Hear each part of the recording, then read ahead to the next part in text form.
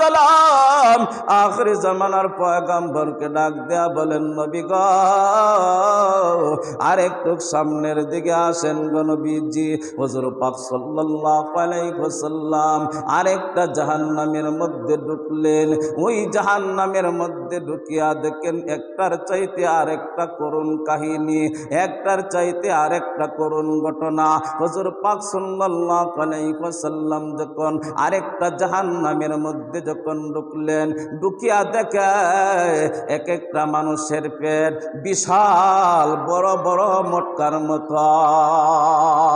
হুজুর পাক সাল্লাল্লাহু আলাইহি ওয়াসাল্লাম এই পেটের মধ্যে খেয়াল করিয়া দেখলেন পেটের ভিতরে বিচ্ছু সাপ গুলা কিলকিল করতেছে, আর ওই মানুষটার কলিজার মধ্যে কামড়াইতেছে আর চিৎকার মারে, আল্লাহ আমাকে বাঁচাও, আমাকে বাঁচাও। এইভাবে হাজার হাজার বিচ্ছু তার পেটের ভিতরে আছে, তার পেটের ভিতরে ডাকিয়া কিলকিল করতেছে আর কলিজার মধ্যে কামড়াইতেছে। মানুষটা পোকা মাকড়ের মতন লাফাইতেছে আর আল্লাহ তাআলার কাছে বলতেছেন, আল্লাহ আমাকে বাঁচাও, আমাকে বাঁচাও। হুজুর পাক সাল্লাল্লাহু আলাইহি ওয়াসাল্লাম অবাক হইয়া চোখের পানি চারিয়া চারিয়া কান্না করতেছেন। আর জিবরাইল আলাইহিস সালাতু ওয়াস সালামকে বললেন, ও ভাই জিবরাইল এই মানুষগুলা কারা? তখন জিবরাইল আলাইহিস সালাতু ওয়াস সালাম বললেন, ও নবীজি এরাও আপনার উম্মতের মধ্যে একদল। যারা এদের শাস্তি এরকম কেন হইতেছে গো নবীজি? যে এদের শাস্তি হইতেছে এরা দুনিয়ার জমিনের মধ্যে সুদ খাইতো। কি খাইতো? সুদের শাস্তিটা আল্লাহ তাআলা আপনাকে মেরাজের মাধ্যমে দেখাইয়া দিলেন।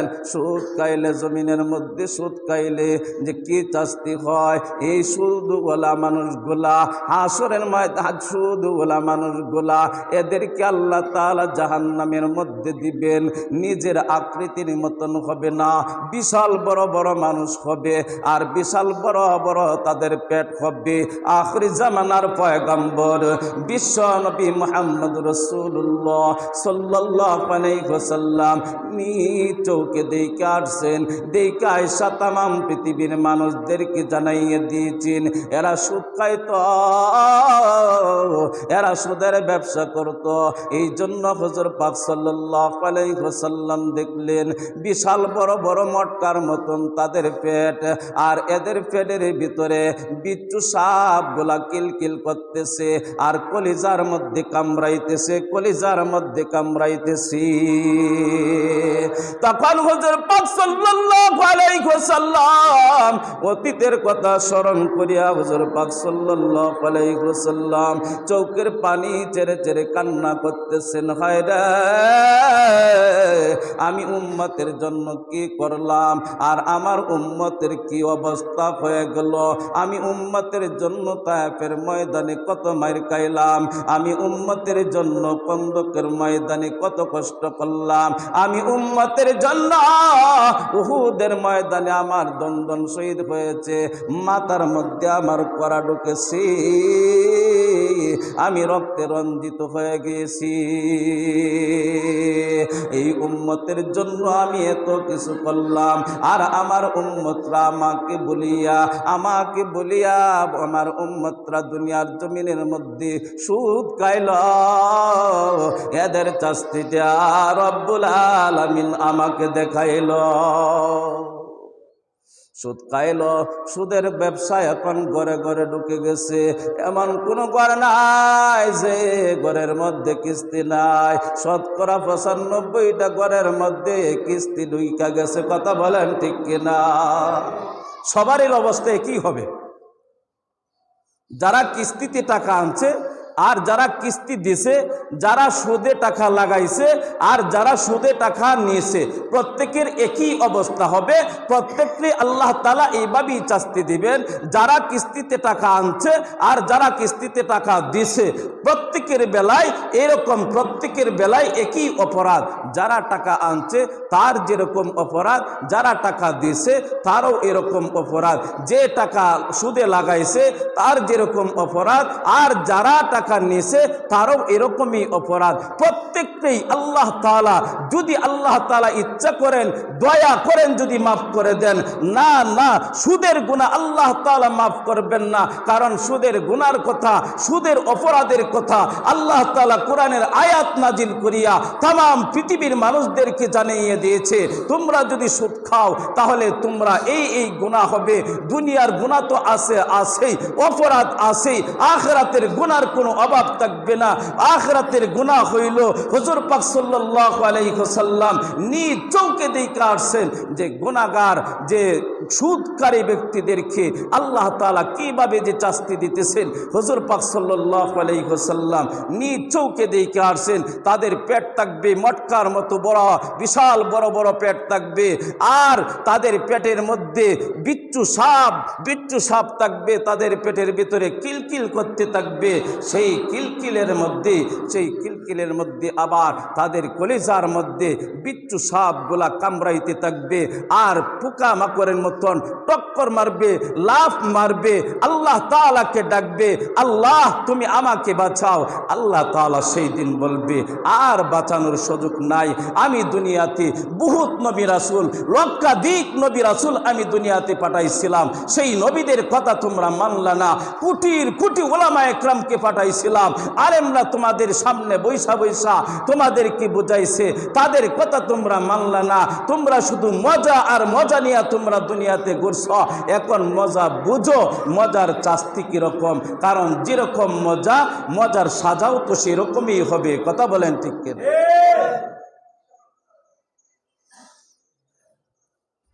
এটা হুজুর পাক সাল্লাল্লাহু আলাইহি ওয়াসাল্লাম মেরাজের মাধ্যমে দেখে আসছেন। আশরাফ আলী থানভী রহমাতুল্লাহি আলাইহি উনি তিনটা কথা বলছেন। ওই ব্যক্তি সুখী দুনিয়াতে, ওই ব্যক্তি সুখী যে ব্যক্তি খানা খায় আর হজম হয়।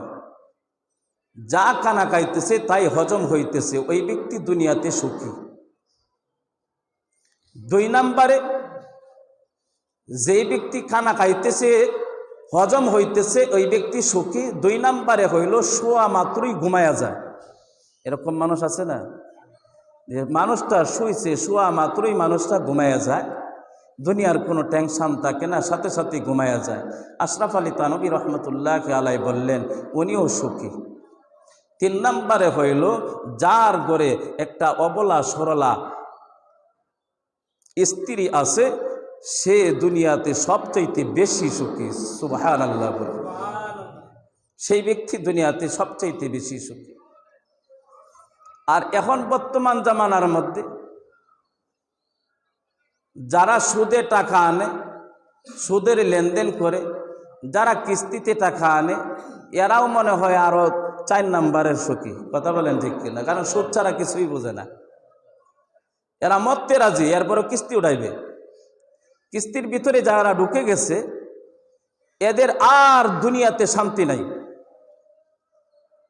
দেখবেন যারা কিস্তি ওঠায় না, এরা 4 দিন কাজ না করলেও অসুবিধা নেই। আর যারা কিস্তি ওঠায়, এরা যদি 4 দিন কাজ না করে তাহলে বাড়ি বিচ্ছে হইলেও কিস্তি দেওয়া লাগবে, ঠিক না? কিস্তি মিস নেই, কিস্তি দিতেই হবে।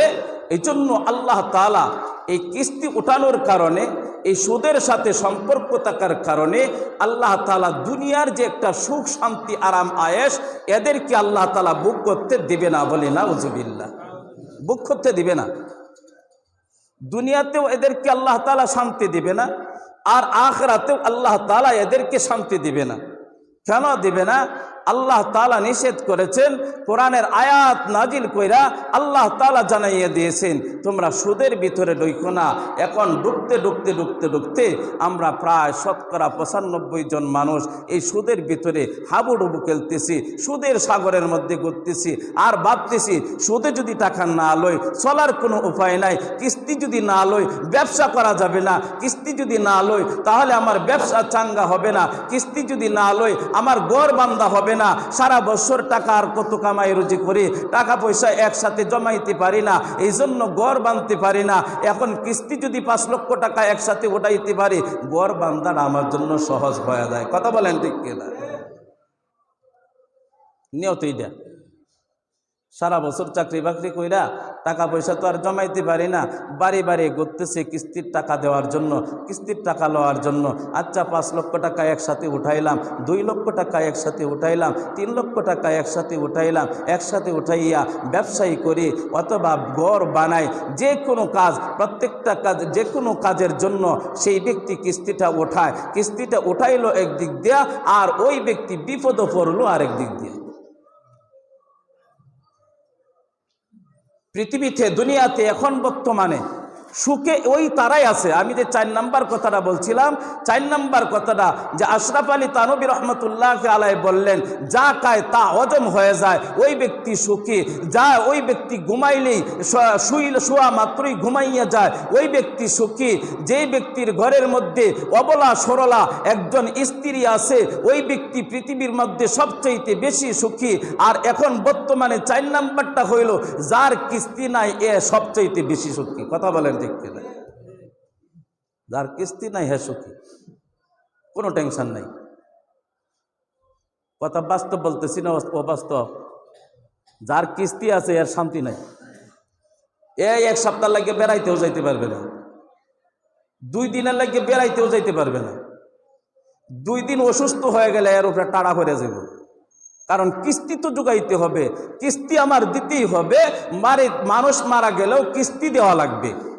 এজন্য আখিরি জামানার পয়গাম্বর বিশ্ব নবী মুহাম্মদ রাসূলুল্লাহ সাল্লাল্লাহু আলাইহি ওয়াসাল্লাম বললেন আমি মেরাজের মাধ্যমে দেখে আসলাম যে কিস্তিওয়ালাদেরকে চাস্তি, আমি মেরাজের মাধ্যমে দেখে আসলাম যে সুদখোরের কি চাস্তি, বিশাল বড় বড় পেট, এদের পেটের মধ্যে আমি তাকাইয়া দেখলাম, এদের পেটের মধ্যে আমি তাকাইয়া দেখলাম বিচ্ছু সাপগুলা এদের কি কলিজার মধ্যে কামড়াইতেছে, এদের কলিজার মধ্যে কামড়াইতেছে, আর ওই মানুষগুলা পোকার মতন লাফাইতেছে।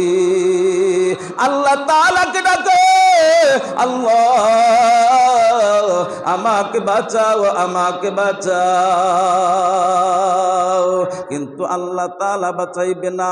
আল্লাহ তাআলা বলেন কোন শখ করিয়া তুমি দুনিয়ার মধ্যে তুমি মজা খাইছিলা, এই মজা খাওয়ার কারণে আমি আল্লাহ তাআলা আগেই কোরআনের আয়াত নাজিল কইরা আমি তামাম পৃথিবীর মানুষদেরকে জানাইয়ে দিয়েছিলাম যদি সুদের মধ্যে ঢুকো তাহলে সুদখোরের শাস্তি বড় কঠিন থেকে কঠিন।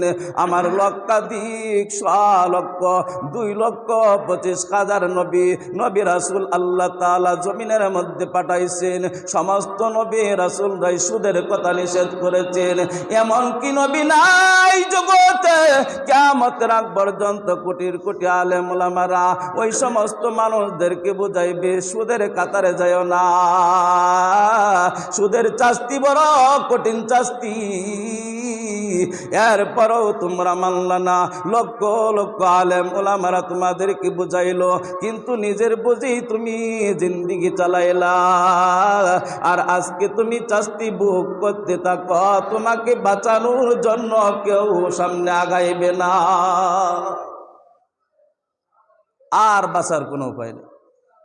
সুদ খাইব তো ইনশাল্লাহ, কি কয় সুদ খাইব? খান, অসুবিধা নাই। আমার হক আমি হক আদায় করলাম, আমার হক বলা আমি বলে দিলাম, আমি হক আদায় করে দিলাম। এখন যদি আপনারা সুদ খান খাইতে পারেন, আমার কোনো অসুবিধা নাই, আপনার শাস্তি আপনি ভোগ করবেন, আপনার জাহান্নামে আপনি যাবেন, আপনার কষ্ট আপনি ভোগ করবেন, আমাকে আল্লাহ তাআলা হাসরের ময়দানে এই কথা জিজ্ঞাসা করবে না। যদিও জিজ্ঞাসা করে যে আল্লাহ, যদিও জিজ্ঞাসা করে মুসল্লি, আল্লাহ তাআলা যদিও জিজ্ঞাসা করে, হে ইমাম সাহেব তুমি যে তোমার মুসল্লিদেরকে এইগুলা বুঝাইছিলা, তখন আমি বলতে পারবো যে আল্লাহ আমার মুসল্লিদেরকে খুব সুন্দর কইরা বাঙ্গা বাঙ্গা বুঝাইছি, আমার মুসল্লিরা মানে নাই, সুদ খাইছে, এখন আর কি করা যাবে, শাস্তি তো হয়েই যাবে, কিন্তু আমি বেঁচে যাব, আমার হক আমি আদায় করে দিলাম। সুদ খায়েন না, যদি সুদ খান, সুদের সবচাইতে ছোট্ট গুনাহটা হইল মার সাথে জিনা করা। ছোট্ট গুনাহটা কি? মার লগে জিনা করা।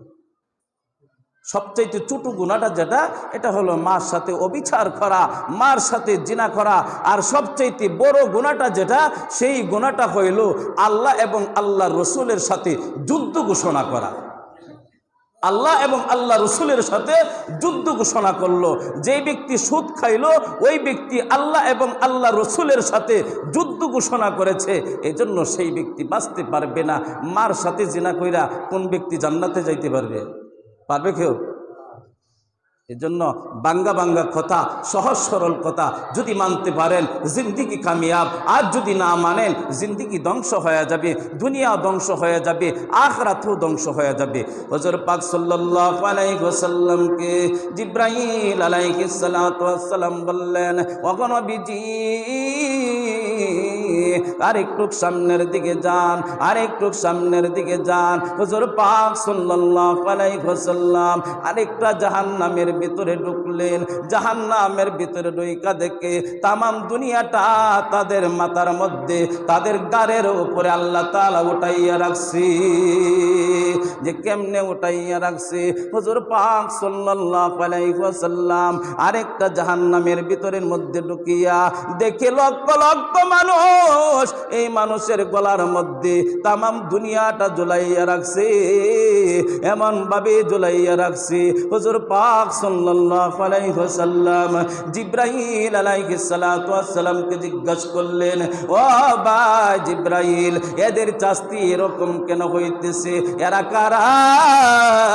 জিবরাইল আলাইহিস সালাতু ওয়াস সালাম বললেন, ও নবীজি এরাও হইল আপনার উম্মতের মধ্যে একদল। হায়রে আমার উম্মতের এই দশা, আমার উম্মতের জন্য আমি 63টা বছর পর্যন্ত চোখের পানি চেরে চেরে কানলাম। আমার উম্মতের জন্য আমি তো 63টা বছর পর্যন্ত এক বেলা পেট ভরে কানা খাইলাম না। উম্মতি উম্মতি জিন্দিগিটা চালাইলাম উম্মতি উম্মতি বলে। এরপরও আমার উম্মতরা এরকম গুনাহ করেছে। কি গুনাহ করছে জিবরাইল? কি অপরাধের কারণে এদেরকে এইভাবে শাস্তি দেওয়া হইতেছে? জিবরাইল আলাইহিস সালাতু ওয়াস সালাম বললেন, ও নবীজি এরা জমিনের মধ্যে মানুষের হক নষ্ট করত। এই হক নষ্টকারীর শাস্তিটা মেরাজের মাধ্যমে আল্লাহ তাআলা আপনাকে দেখাইল।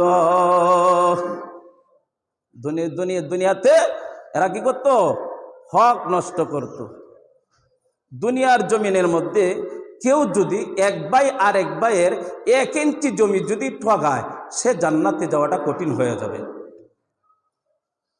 বুঝছেন বিষয়টা? 1 ইঞ্চি জমি যদি এক ভাই আগে আরেক ভাইকে যদি ঠগায়, তাহলে সে কখনো জান্নাতে যাওয়া, জান্নাতের আশা সে করতে পারবে না। 1 ইঞ্চি জমি, 1 ইঞ্চি জমি।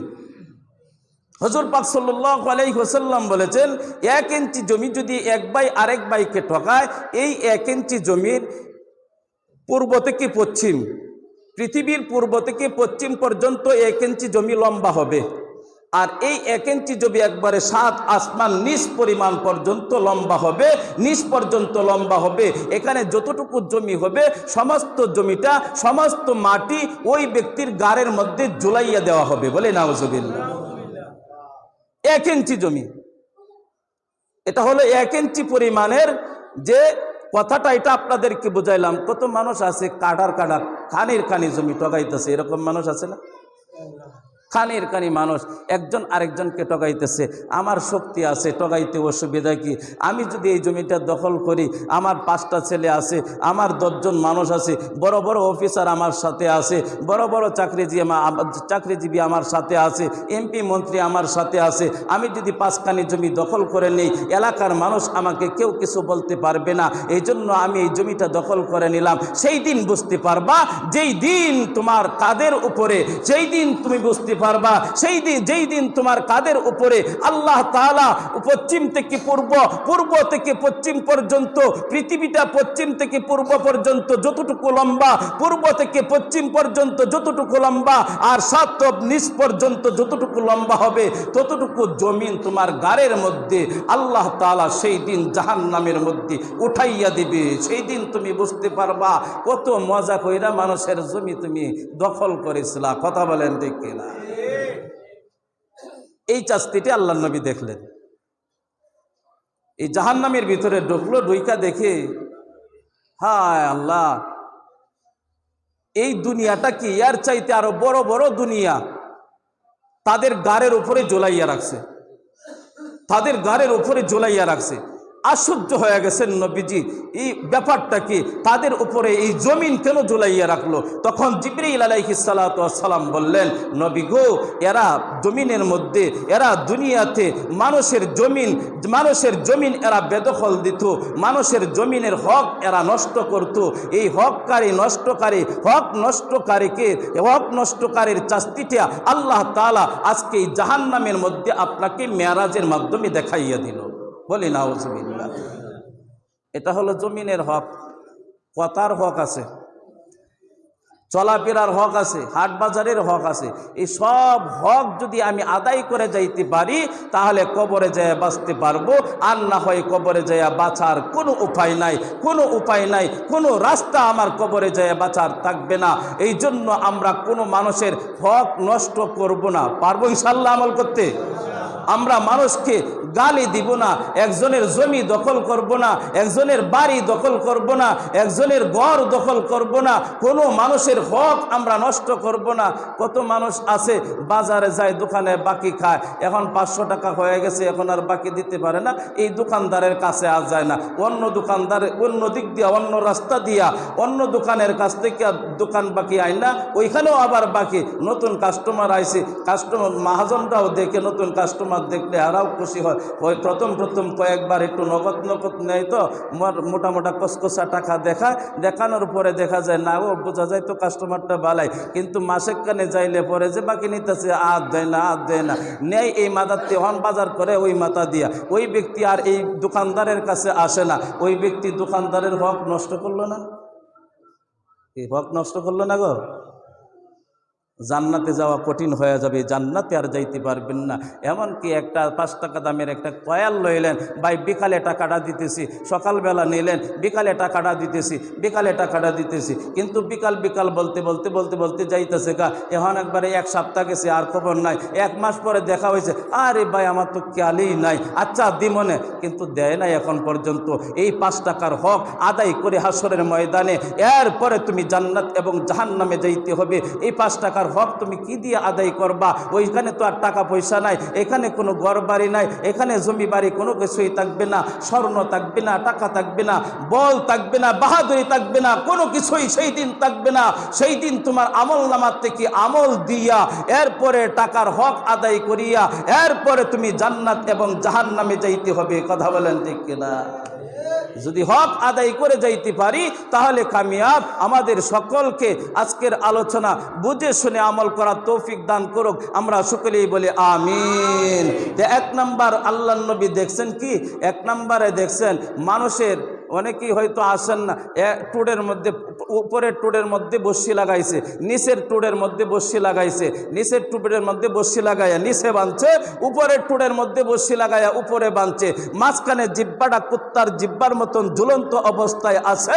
আল্লাহর নবী জিব্রাইলকে জিজ্ঞাসা করলেন, নবী গো, এদের এইভাবে শাস্তি কেন হইতেছে? জিব্রাইল আলাইহিস সালাতু ওয়াস সালাম বললেন, এরা জবানের হেফাজত করে না, এরা বড় গিফত করত, এরা বড় মানুষের গিফত কইরা বেড়াইতো, খাইতো, এই শাস্তিটি আপনাকে আল্লাহ তাআলা দেখাইছেন। 2 নাম্বার হইল এরা জমিনের মধ্যে সুদ খাইতো, সুদ খাওয়ার কারণে এদের পেট বিশাল বড় বড় মটকার মতো হয়ে গেছে, বিশাল বড় বড় মটকার মতো, আর মটকার ভিতরে বিচ্ছু সাপ, লক্ষ লক্ষ সাপ এদের পেটের ভিতরে কিলকিল করতেছে আর কলিজার মধ্যে কামড়াইতেছে, পোকামাকড়ের মতন টপ খাইতেছে। কিয়ামতের আগ পর্যন্ত এই ব্যক্তিরা টপ খাইতে থাকবে। 3 নাম্বার হইল মানুষের হক যারা নষ্ট করবে এদের শাস্তিটি আল্লাহর নবী জাহান্নামের মধ্যে দেইখা আসছে। আমরা আমাদের সকলকে এই 4টা গুনাহ থেকে বেঁচে থাকার তৌফিক দান করুক। আমরা সকলেই বলি আমিন। ওয়া আখিরি দাওয়ানা আনিল হামদুলিল্লাহি রাব্বিল আলামিন। যারা সুন্নত পড়েন নাই 4 রাকাত সুন্নত